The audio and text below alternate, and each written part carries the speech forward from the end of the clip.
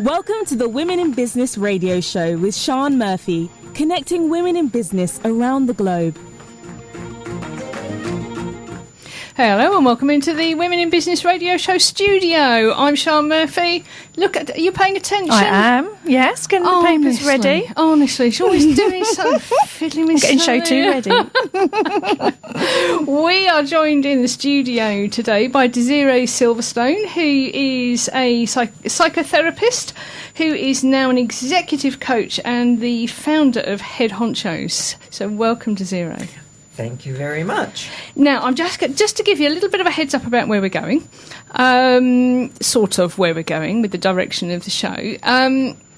Desiree does all sorts of things, and one of the things that sort of keeps coming up around her is it's about leadership, executive coaching, leadership, and I think leadership is one of those terms that you hear bandied around a lot. There's lots of courses about sort of leadership. There's lots of books about leadership. But sometimes I'm not actually sure that we apply it very well to our businesses. I think it's something we hear very often in terms of large corporates and management, but that we don't do a lot of, or we don't really understand how it can apply to our business. So we're going to find out about that today. We are going to be, oh, trust me, we will. You'll be leaving, there'll be nothing left. An empty vessel. Yes. Definitely. Everything will have been downloaded. So welcome to the show. So starting off, before we get down into the nitty-gritty, we like to have a little bit of fun, a little bit of banter, just a little bit around the table with some of the things that we've learned, some of the things that we're reading, just to sort of, I don't know, add a little bit of, roundness to what we're doing and get some ideas out for other women in business. So, hang on a minute, I can't find the thing. I can either see... want some coaching? You have no idea. Be a very brave person.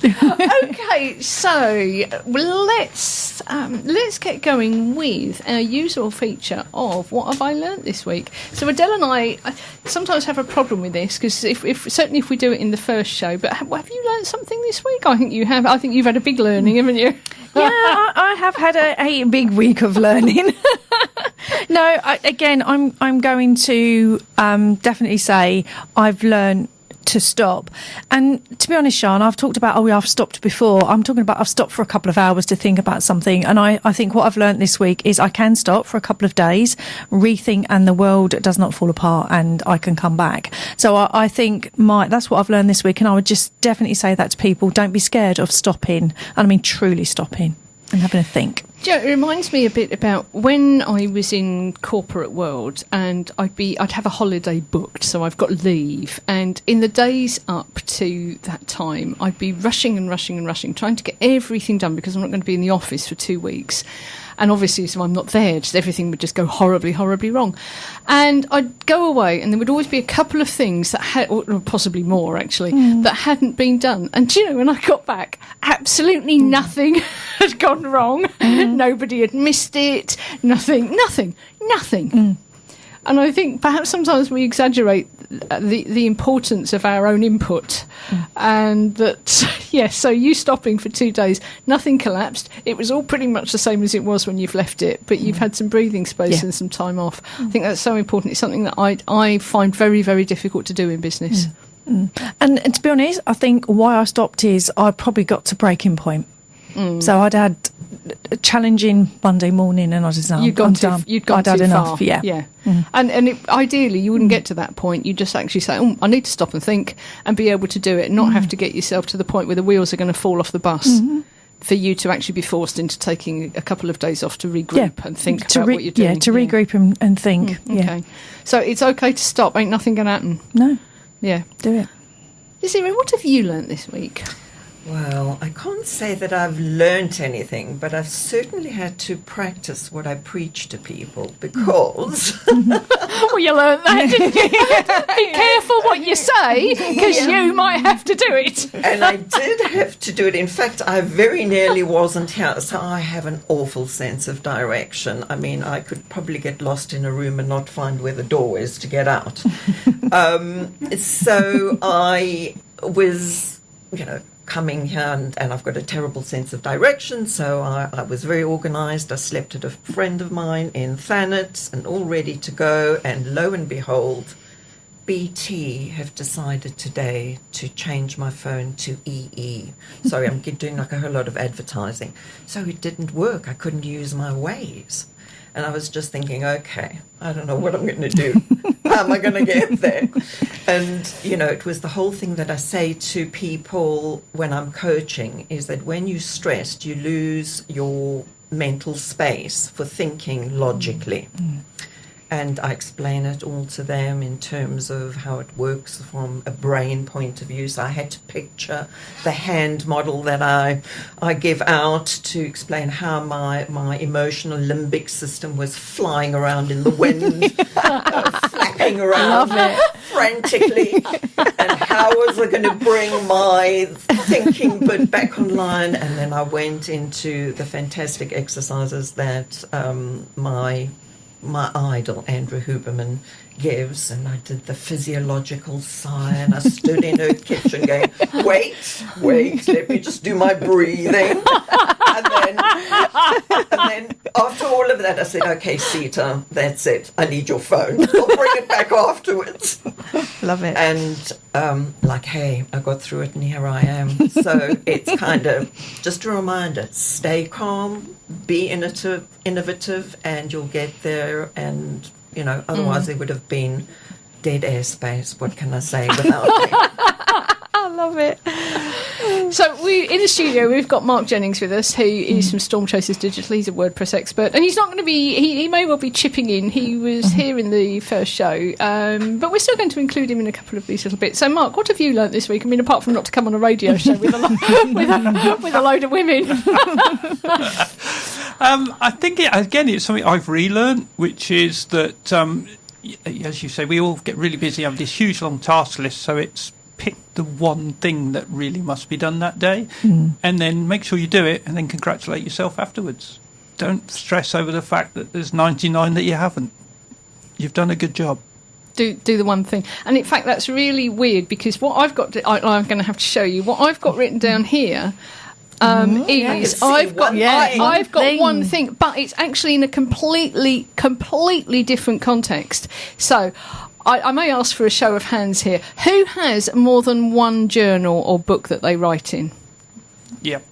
And then I run around trying to find out which one, and I've written something. Okay, so it is that. It is, and that's what I've learned this week, is to have one thing online and one thing offline, and both of them I can take with me. So be it online or offline. If it's offline, it's one journal, not one journal for business and one journal for my personal thoughts, or one, because you can't separate them. I am my business.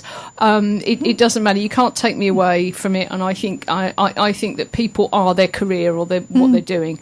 If you're like us and you're passionate, it is. So it's like one book that comes with me, one online tool within reason. I mean, I've got other things that manage various bits of my business, but apart from getting my thinking straight and reminding myself what I've got to do, one tool to jot stuff down in that is available on my laptop and is available on my iMac and is available on my phone that I take with me.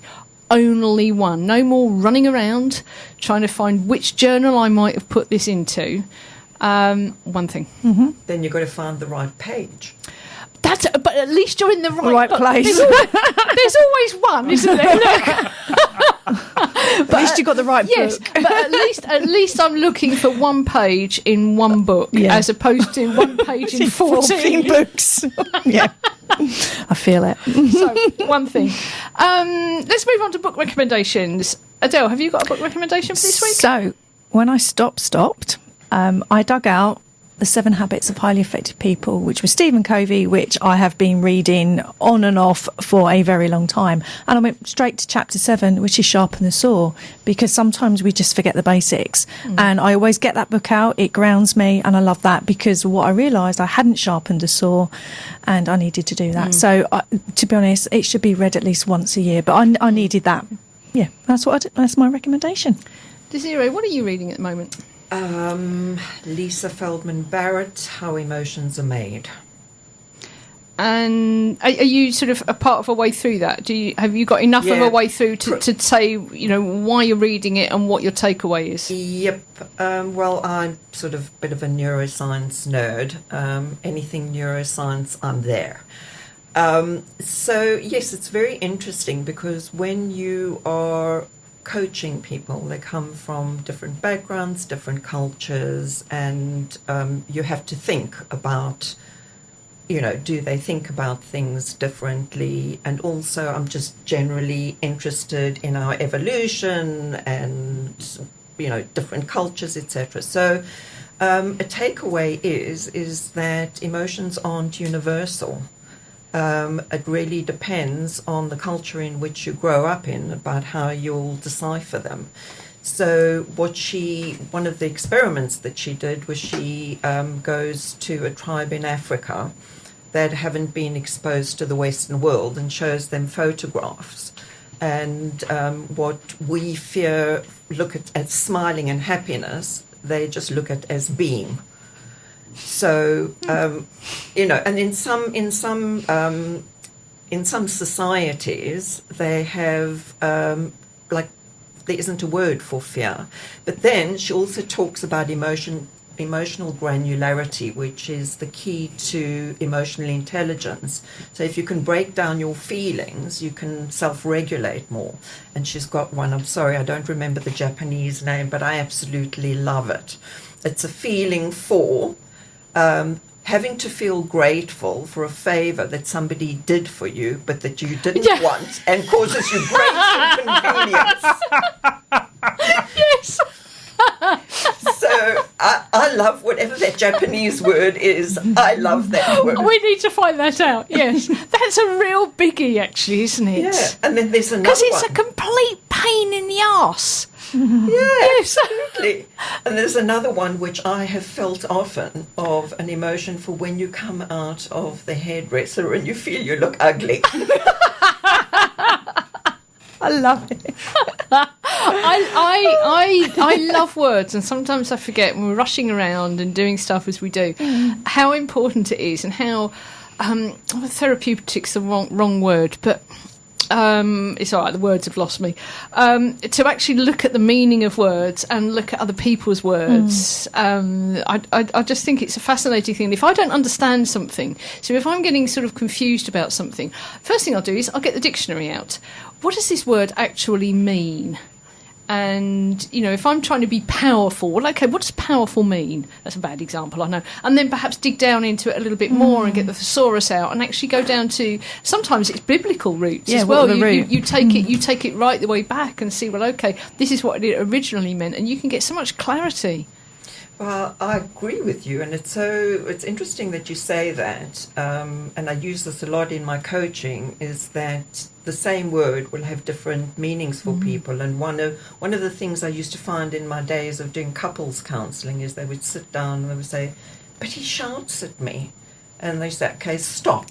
What does that word mean for you? And for the one it was, I'm going to the shop. And for the other one was, I'm going to the shop. And so they were having an argument about a word that meant something completely different for them. And they'd had the argument for years until I stopped them and I said, hold on, what is your version and what is your version? It's critical, isn't it? And I think there'd be a fantastic other show where we could talk about sort of communication with clients, communication with business colleagues and business partners, and making sure that your understanding of the word that you're using is their it doesn't matter whether there's a right or wrong, is it their understanding? Oh, yeah, I got into big trouble when I was in America, and I was working as a movie production manager. Totally bullshitted my way into that job. But so he said to me, you've got to be here at 10 of 8. And I arrived at 10 past 8, and apparently it's 10 to 8, but my understanding of it was completely different. So it is so important to check, and I'm constantly doing this in terms of, the coaching and the workplace is, hold on, stop and check that your team know that you're on the same page, because they go off and do something completely different. I have a lot of trouble explaining what I want to pick. It's a nightmare. It just really is. And then I get back what I don't want. Okay, why did that happen? But and I'm as cross with myself as I am with them. But stuff's in my head. Sometimes it doesn't come out. But never mind. Mark, have you got a book recommendation? Yes. We don't want you to feel left out. It's Black Box Thinking by Matthew Syed. Okie dokie. Why do you like that? And well, my take on it is that it's okay to make mistakes. You're going to make mistakes, but you have to admit that the mistake was made, and then you have to tell everybody in your team, even if it's just two of you, what happened, how did it happen, and how do we make sure it doesn't happen again. Okay, I like the idea of that. I think that's quite. I'll grab that one. It's a good book. Yeah, I think it's quite. It's one of those books that's actually quite well known, but I haven't read, and I feel like now's the time perfect to read it. I have got a book that I'm reading, and I can't tell you why I'm reading it. There isn't a particular reason for reading it, apart from it's actually really quite interesting. I've actually got it on audiobook, and it's called Algorithms to Live By, and it's God, dearie me, eyesight. Honestly, I'm worried I'm going to turn it on. Hang on. Oh, God, I have. It's The Computer Science of Human Decisions, and I can't see who it's by, but that will be in the newsletter. And it's a bit techie and geeky and mathematic and stat-based. I am a little bit of a geek. But it's got some really good information in there, sort of things that you can just about apply to your own life, things about game theory, all of that sort of thing. It's just it's quite just an interesting read. Just put it on and you can dip in and out of it. Do we have your book? Is that an interesting 7 Habits. Interesting listen. It's an interesting listen, actually. It's I don't. I prefer physical books, but sometimes I find that my eyes are too tired to read, so I do quite a lot of listening. But I much prefer a bookmark, and I'm a person who I write in books. Sorry, folks, if books are sacrosanct, books are to be read and used and part of your life, and I will write in them and turn pages down and break the spine and all sorts of horrible things that everybody hates. I love buying those books because then I can see what other people exactly. think. They're my second-hand shop. Yes, they're to be used. So by choice, I would read, but I can't, so I listen. And also, I mean, I can't read in the car, can I? Well, I suppose I could, but it'd be a bit dangerous. So I listen to them as I'm on my way somewhere. So they were really, it's a really good dip in and out as well. It doesn't matter if you lose attention for a while, you go and do something else. So I want to go a bit faster because there's lots of stuff that we want to get in with Desiree, because I don't want to leave him here without having told us everything. Yeah, we need to know. Yeah. So now sometimes this does cause controversy about the word failure, but I tell you what, we're going to use the word failure because I think there is failure. I think sometimes stuff just doesn't work, even if you learn something from it. So, have you got? We can't have any more failures left, have we? Have you got another failure, or shall we go straight to? We'll go to Mark, I think, and then we'll go to Desiree. Mark, what's your biggest failure? My biggest failure is probably doing an update on somebody's website. Thankfully, in this instance, it was one of ours, without actually having taken the backup first and completely ruined the whole thing. So you learnt a lesson from that? So it was a big lesson, yeah. Big lesson. I mean, obviously that was some time ago. It wasn't last week. But, I think that was... And that sort of brings me back to the black box thinking and how did this failure happen? And as you've mentioned, I'm sure before, about critical points, etc. Critical control points, yeah. And so, it was a good lesson because it meant I had to sort of... let's process this properly. We like failures where we learn and good stuff comes out of them. Desiree, have you had a key failure? Oh, yes, that was a very big ouch moment. Some years ago, in the .com market explosion, I invested £5,000, which very, very quickly grew to about 193. I used to have like such a kick out of running to the computer. Have they split? Have they gone up? Where are they? It was like, such a joy. And I'm not a greedy person. I'm not very sort of materialistically motivated, but I wanted the money. I wanted to buy a house. And I said to the broker, and the fatal mistake was I told him at the beginning, I'm not good with figures and I'm not good with money. And I said to him, okay, 193, I'm cool. I want to get out. And he said to me, you don't know what you're doing. This is not what you do. It's the long term. It's not the short term. 2 weeks later, I had nothing. Listen to your intuition and your inner wisdom. Yeah. The reason I do the biggest failure thing is that I think sometimes people beat themselves up about stuff that goes wrong, and we have all had stuff that hasn't done what we wanted to, or where we just totally cocked it up. And guess what? We are all still here, and most of us have learnt from that failure and have gone on to different things. And paying a mortgage. So that brings us on to our next thing, which also Adelle and I do have a bit of trouble with, because it's something that is a bit of a one-off. So, Desiree, what's your superpower? Oh, definitely insight.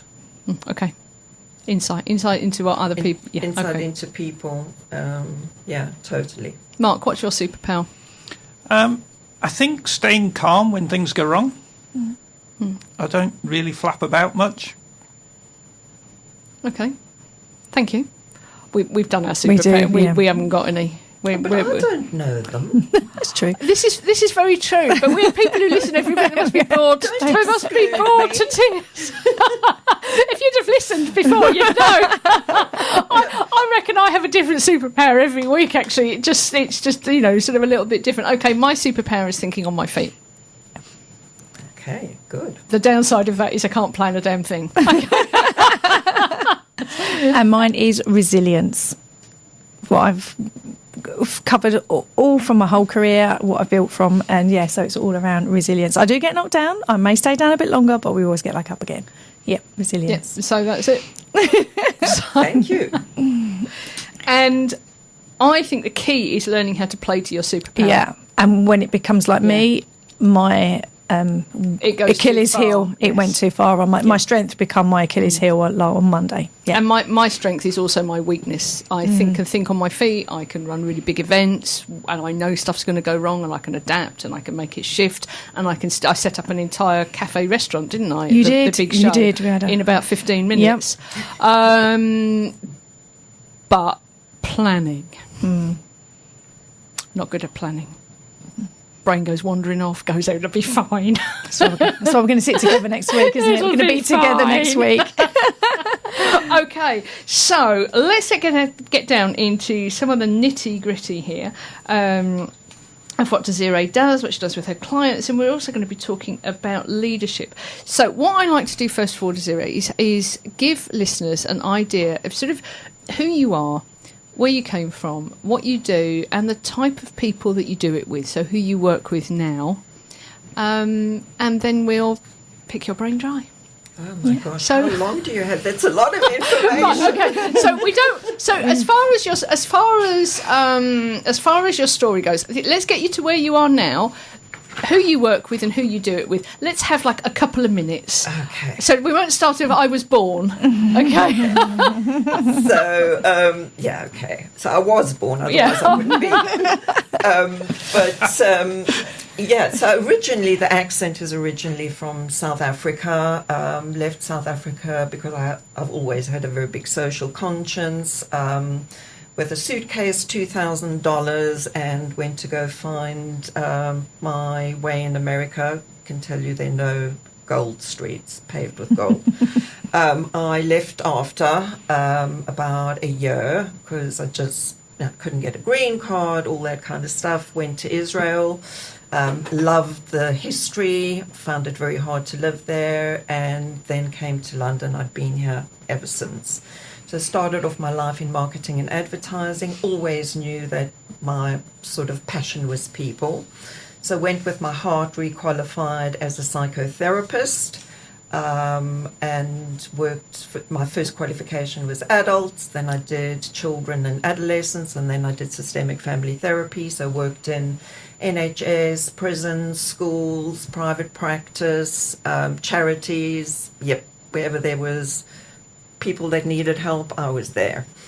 And then about 12, 13 years ago, somebody said to me, look, I think you'd make a good coach. And quite frankly, I was quite burnt out. And if I've got a sticker on my head, it's like, if you're difficult and it's complicated, come my way.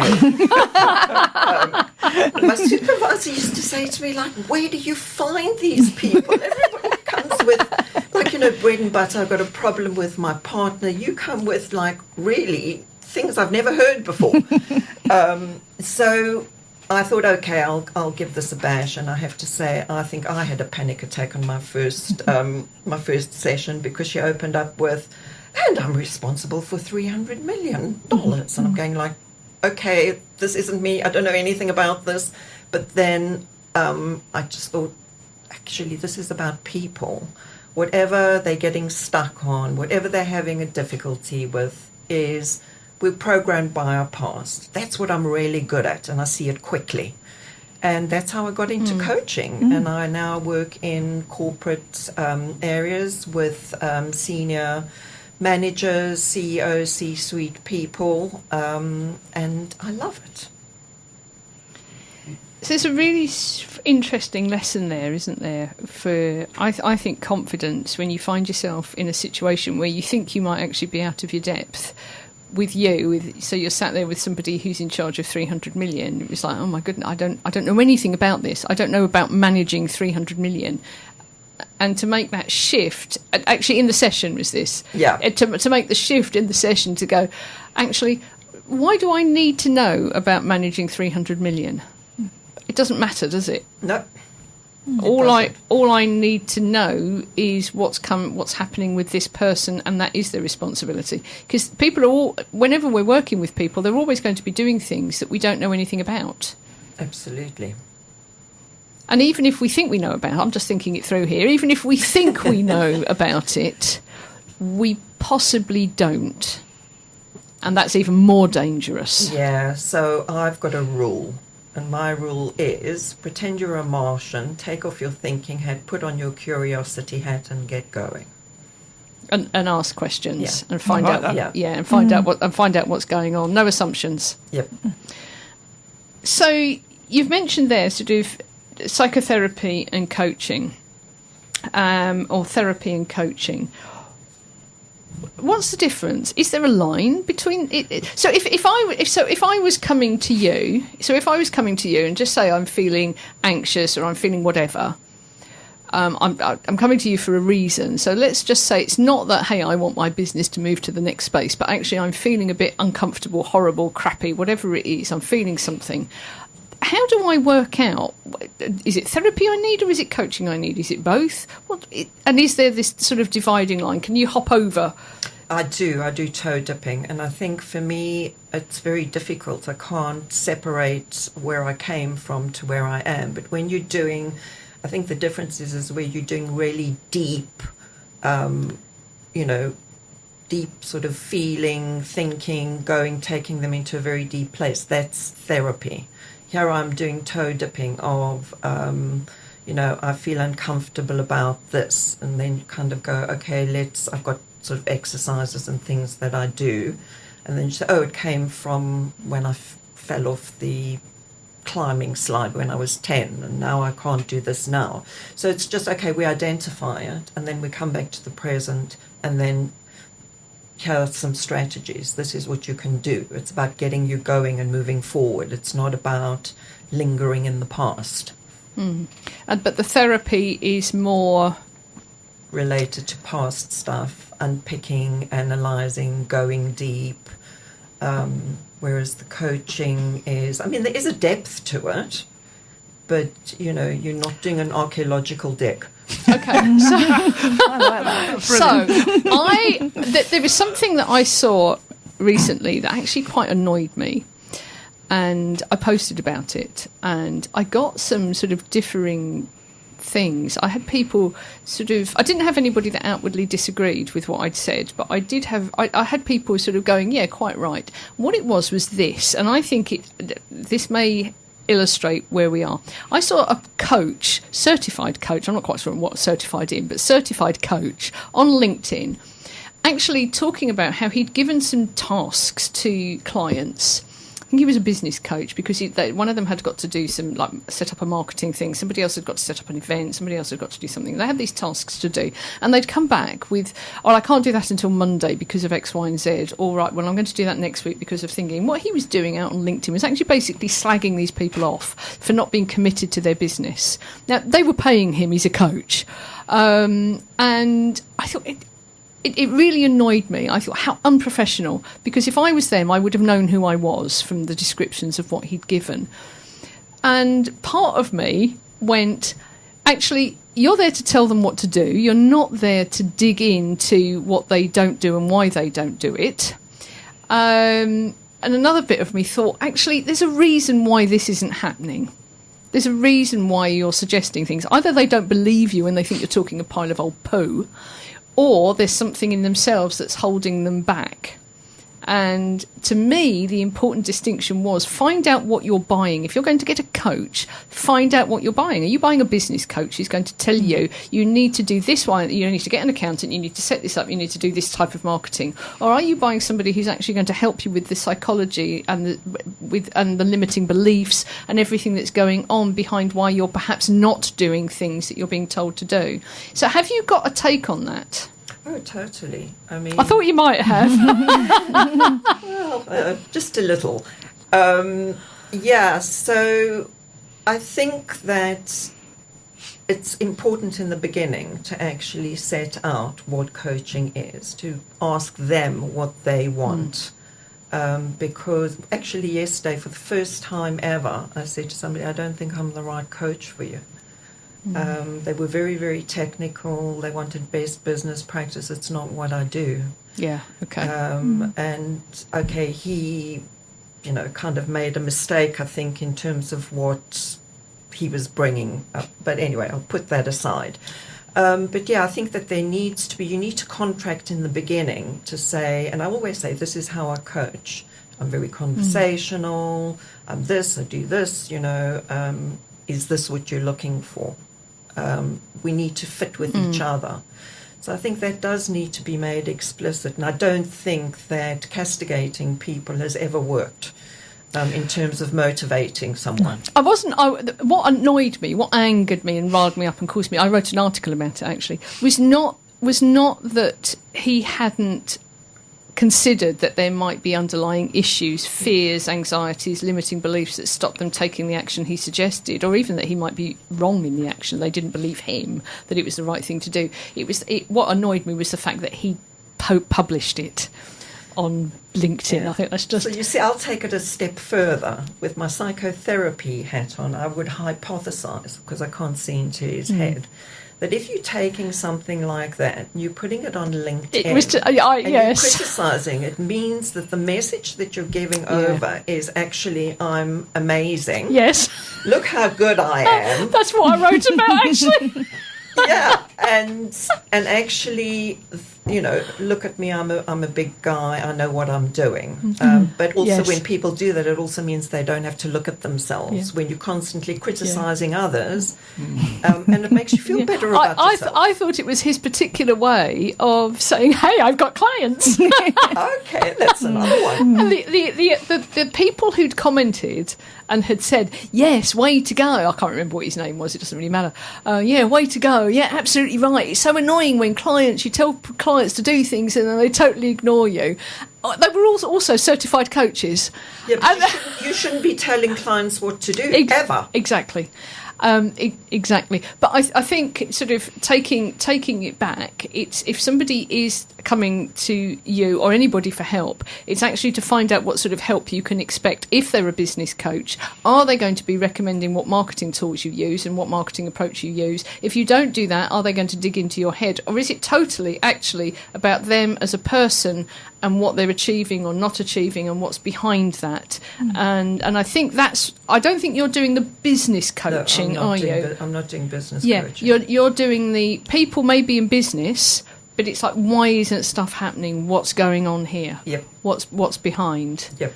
Okay, so in some respects, I think what we're saying is you're possibly the best, and I'm not being, what's the word, is it obsequious? You can be, no, it's all right. I know I can be, yeah.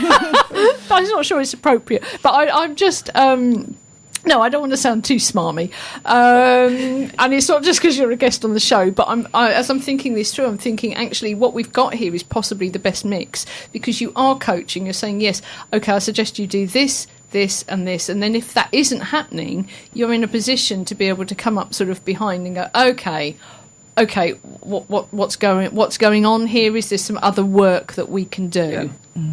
Yeah, because there's always a reason, and sometimes. There's an investment in staying in a place that isn't comfortable, and there's whole psychology, neurobiology sort of reason behind that as well. Why it's it's difficult to change. It's like if you've got a hand that's in a fist and it's been in that fist for 10 years and you say open your fingers, it's going to be pretty uncomfortable. So when people are going through change, sometimes it's uncomfortable, so they want to stay where they are. So I think so the important question is, I think, if you want to coach, do you want a Nike, like just do it, and if you don't want to do it, just like F off or do something else? Or do you actually want to understand what's going on? And do you want to understand what's going on? That's me. Stay with you. It's okay. We can work through it, rather than, no, it's my way or the highway. Yeah. And I think that's really important, because it's a big investment, isn't it? It may not just be an investment in money. It's also it's a big time and emotional investment, isn't it, working with somebody? Yes, it is, and it's also a safe place. I mean, people say to me quite regularly, I don't speak like this to anybody, not even my partner. Yeah. Especially your partner. Yeah, especially your partner. I think you're much better off not letting them know what's going on. Keep that all, like I like to deep down. Sorry, I'm just shuffling through notes here. So one of the things that sort of kept coming up, and one of the things that I think you're passionate about, and what is in your bio, is that you help leaders feel comfortable with who they are. And that's one of the reasons that you became an executive coach. So let's just explore some of those terms. What's an executive coach? Well, an executive coach is a person who coaches executives. So yes. Nice word. Don't make me climb over the desk and slap you. Yes. But, so do you, is an executive for you, is an executive somebody who sort of has that title and is in a particular a tier of management in a corporation, or is it a frame of mind? So can somebody who perhaps is the CEO of their own business and of their own life, can they be an executive? Okay. Yeah. So what sort of frame of mind, how would I need to see myself? What sort of person am I if I'm coming to you for coaching? Oh, let me tell you that I would say most of them don't believe that they're even leaders or executives. One of the biggest topics that is discussed in coaching sessions is imposter syndrome. Okay. They all feel that I can't say all, but a large percentage of people feel that they're going to be found out, and they got there by abracadabra. So then that was the next thing. So you call yourself an executive coach, but who does that bring to your door? And does it ever bring people who don't see themselves as executives? Are you going out there in a different way? Because this is I think this is a really key marketing issue as well. Is that's what you call yourself? Is that what you end up with? Do you end up with people who have already got the executive hat on? I do, and I'll tell you mostly, I'm starting a new way or idea of coaching, but the old-fashioned way and the normal way of coaching is that you'll get coaching through a business. A corporation will say, we want coaching, and they'll all be executives. So that's who will come. Yeah. Got you. So my idea is to actually say no. If you're looking after people, the person who's a junior manager or a PA or whatever also have their stresses. They are in a corporate world. They're trying to manage and do the best. You could be a secretary and have an awful manager, line manager, and why shouldn't you get the help? So my idea is to actually have coaching on demand, so that when people have an issue in the corporation, they say, it doesn't matter who you are, here is a coaching session, go and speak about it, that, you need to manage your difficult, boss or whatever, or you going through a bad time in your life and you can't be present at work. What are the things that you need to talk about, strategies, all those kinds of things. So do your clients come from outside what we'll call the corporate world as well? Yeah, they do, but for the most part, they big companies. But that's what I'm trying to change. Right, so at the moment they're coming to you because they've been either given a title by somebody else, or they're within an organisation that's identifying them as an executive that needs or wants or would benefit from some sort of coaching. Yeah, or they're running a leadership program where they say, these are our 3 pillars of what a good leader looks like, and you have to make them be as best they can, get to the top of these 3 pillars. So somebody else has set these criteria. This sort of, you will be number 1, number 2, and number 3. And then either not, or sometimes people just get sent on training to give them something to do, don't they? Talking about leadership, how does leadership, or the term leadership, or what leadership means, apply to perhaps women in business who they may not have a team, or they may not see themselves as leaders? Is there any relevance at all? There is. I thought there would be. Because it depends where you end up.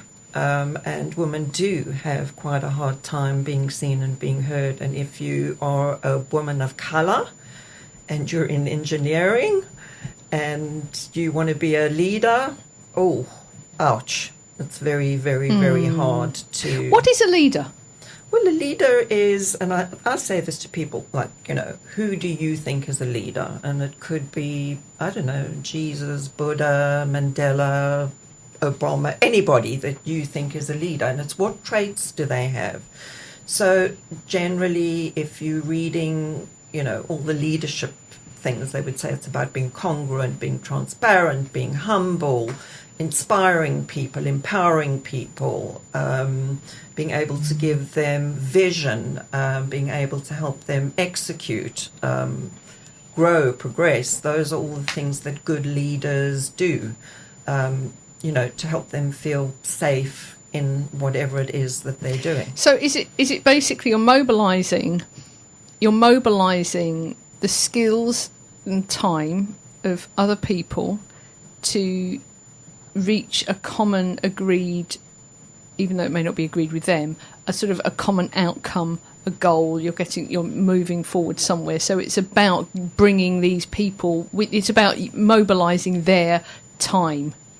Well, their time and money, but also who they are as people and their development. So their skills. Okay. So it's about influencing others. Yep. So I think as business women, even if there isn't a team, you are still working with other people and influencing others, and you sort of need that to happen. If you're not able to lead yourself or influence others, you're going to find it quite difficult, aren't you? And there are a lot of confidence issues with women, and feeling like that they can be assertive, that they can be seen. So there is a very different mindset, and it's something we were talking about culture earlier that people buy into, in that, you know, women are ... fill in the, you know, the dots. And like a woman will say something, this happens often in a meeting, and, you know, they won't be heard. A man will say the same thing and everybody goes, hallelujah, you know, we see the light.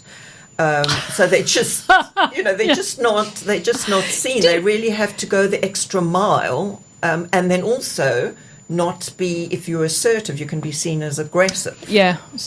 Absolutely. Do you know what? I was going to cut straight in there. I coach women in business or corporate that are going through menopause, and we know that the hormones have an impact on our neurohormones.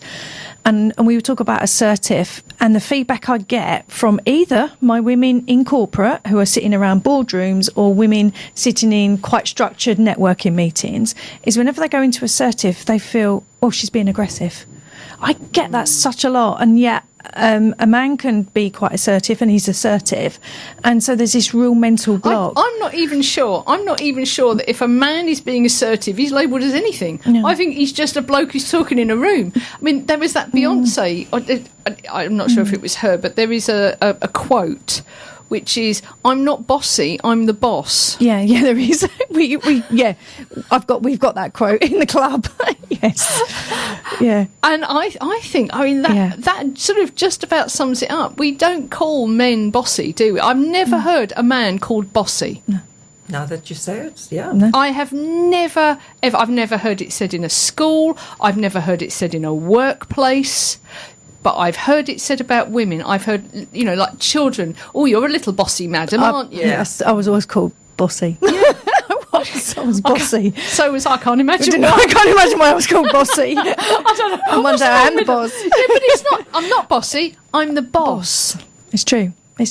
But again, just working with women, going into the boardroom where they are, you know, where they have got the impact on their hormones and their neurohormones, and et cetera. But it's probably the one thing that comes back is bossy, aggressive, and all they're trying to do is get their point across. It's interesting. And I think sometimes if you're not careful, that if you feel that you're in that situation where you're not being listened to and that you need to be assertive, that sometimes it can be over the top, because it sort of has to be, but it's not right. Do you know what? And then it can come across as being assertive and aggressive, because we don't sometimes have the experience or tools for it to come out in other ways. So is that something that you help women with? Yeah, I mean, Okay. they're always. I don't want to use. I try not to use these big global terms. I just go for it. Go. It's all right. We're very forgiving. We know. Well, there'll be somebody listening going, Yeah. "That's not me." We don't worry about them. That's okay. But yeah, women want to build brands, and I'm a creative, a painter, sculptor, right? And sometimes I come out with wacky ideas, and I do warn people before they start coaching with me that you may get a wacky idea, but I'm not wedded to them. You can just say that's ridiculous. And there was this woman who she Middle East, so, you know, completely different culture about how women are seen. And she said, well, you know, we're getting a new boss. He's coming from America, and everybody's going to have 20 minutes with him. And, you know, here's little me. What am I going to do that, you know, he's going to remember me? And I said, you know what? Everybody's going to be going in there and going, I do this and I do that, and I've achieved this and I've achieved that. I said, here's a suggestion. Go in, sit down and say, hello, Mr. So-and-so, I've got a confession. I've been spying on you. And I said, you'll probably think you completely Barbie.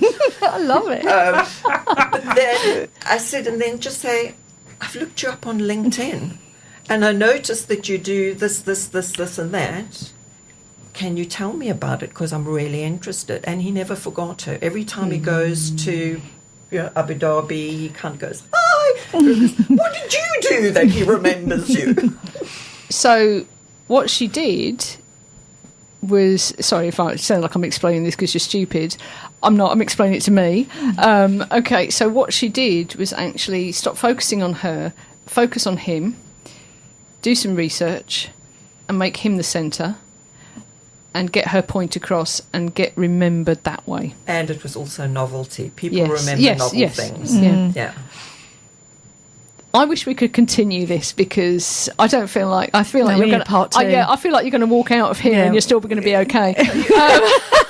My brain is like, well, half. So we need part 2. That's okay. So we're coming up to the end of the show. So before I just sort of waffle on, I want to make sure that people know how they can get hold of you and how they can work with you. So can you please share how can people find you? Yes, people can find me. Either you can Google my name, Desiree Silverstone, I will pop up, or you can find me on my website, which is headhonchos.co.uk. And if all else fails, I'm on LinkedIn. So they can find you there. It will also be in the newsletter, so there will be loads of stuff going out on social media, so you can catch it on Twitter, it'll be on Facebook, it'll be on LinkedIn, and where's that other place? We're on Instagram, so you're going to find that on our profiles as well. So you're not getting out quite just yet. So looking at, I'll tell you what, let's go for can we put together leadership and assertiveness for women, business women? If they're not feeling confident, stuff to achieve, want to get stuff done, what's your top tip? Difficult because there's so many, it's so individual, and I just don't work globally. Sorry, I can't satiate your need to know. See, this is just... But you know what I would say? The top tip is there's a fantastic lady by the name of Amy Cuddy. Yes. And she does this power stance. And we've got Yes. spindle neurons and mirror neurons. So we pick up on energies that other people give out. So if all else fails, go into the loo at work, do your power stance, and then march into that meeting. It's Wonder Woman. Yep. Stand like Wonder Woman. You don't have to have the big knickers, you'll be fine. Stand like Wonder Woman. Yep. And it makes you feel more confident. So, Desiree Silverstone, founder of Head Honchos, psychotherapist, coach, extraordinaire, leadership Everything to expert, everybody. sculptor, artist, funny lady. Thank you so much for joining us on the show. It's been a real pleasure. Thank you for having me. We're going to see what we can do to get her back, I think. We are. So thank you so much. Adelle, as usual, thank you very much. And Mark, thank you for joining us in part Thank 2 of the you. studio. The show, that's it. I'm clearly garbled out. Thank you very much and goodbye. Thank you. Bye-bye.